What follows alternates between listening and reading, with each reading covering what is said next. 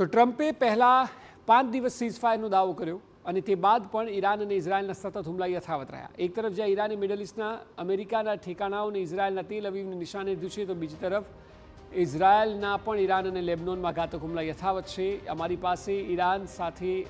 Iran સાથે વાતચીત થઈ રહી છે તેવું ટ્રમ્પ કહી રહ્યા છે. એ સિવાય કોઈ પણ સ્થિતિમાં ઈરાનના લોકો ડીલ ઈચ્છે છે તેવું ટ્રમ્પનું કહેવું છે. ઈરાનમાં અમને જબરદસ્ત સફળતા મળી છે તેવો પણ ટ્રમ્પે દાવો કર્યો છે.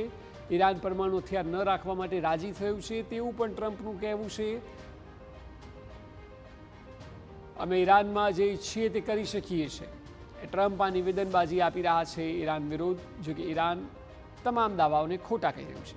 અમે તહેરાનના આકાશમાં મુક્ત રીતે ફરી રહ્યા છીએ તેવું પણ ટ્રમ્પનું કહેવું છે. એ વાત અલગ છે કે દિનોમાં પ્લાન્ટ સુધી ઇઝરાયલના ઈરાને હુમલા કર્યા છે અને હજી પણ હુમલા યથાવત છે. ટ્રમ્પ નિવેદનબાજી કરી રહ્યા છે.